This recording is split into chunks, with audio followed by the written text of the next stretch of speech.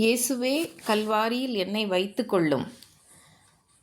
Francis Jane van ஆல்ஸ்டைன், அதாவது pheni J Crosby என்ற பெயரில் பரவலாக அறியப்பட்டவர் இந்த பாடலை எழுதியவர். ஆங்கிலத்தில் Jesus keep me near the cross. இவர் ஒரு அமெரிக்கர், சமய பணியாளர், கவிஞர், பாடலாசிரியர் மற்றும் இசையமைப்பாளர் ஆவார். இந்த ஃபேனி கிராஸ்பை ஒரு சிறந்த கீர்த்தனையாளராக காணப்பட்டார்.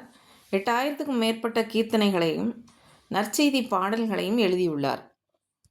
அவற்றின் 100 மில்லியனுக்கும் அதிகமான பிரதிகள் அச்சிடப்பட்டுள்ளன. இவர் தனது போதனை மற்றும் மீட்பு பணிகளுக்காகவும் அறியப்படுகிறவர்.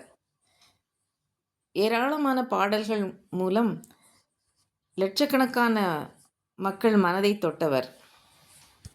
இந்த Jesus keep me near the cross என்ற பாடல் ஃபேனி கிராஸ்பேயால் எழுதப்பட்டு 1869ஆம் ஆண்டில் வெளியிடப்பட்டது. இது ஒரு கிறிஸ்தவ பக்தி பாடலாகும். தவறான ஒரு சிகிச்சையால் தன்னுடைய 2 கண்களிலும் பார்வை இழந்த இவர் சிறுவயதில் இழந்துவிட்டார். இவர் ஒரு மெத்தடிஸ்ட் திருச்சபையை சார்ந்தவர்.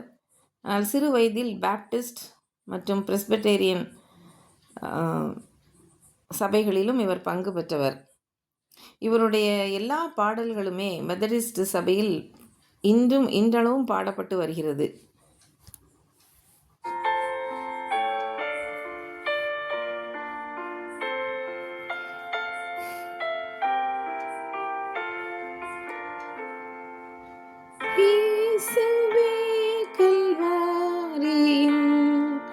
என்னை வைத்து கொள்ளும், பாவம் போக்கும் இரத்தமா, திவ்ய ஊற்றை காட்டும், மீட்பரே மீட்பரே, எந்தன் மேன்மை நீரே, விண்ணில் வாழும் ஆளவும் நன்மை செய்குவீரே.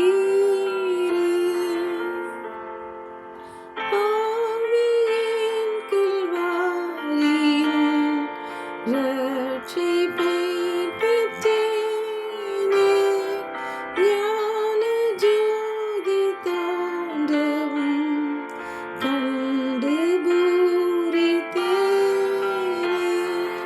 மீட்பரே மீட்பரே, எந்தன் மேன்மை நீரே, விண்ணில் வாழும் ஆளவும் நன்மை செய்குவீரே.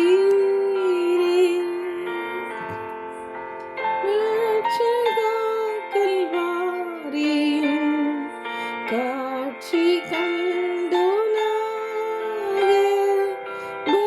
பக்தியோடு ஜீவிக்க என்னை ஆள்வீராக.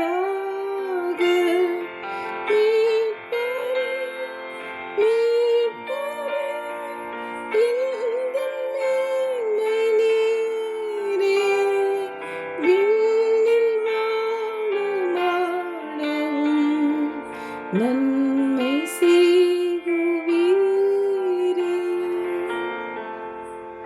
இன்னமும் கல்வாரியில் ஆவலாய் நிற்பேனே, பின்பு மோட்சலோகத்தில்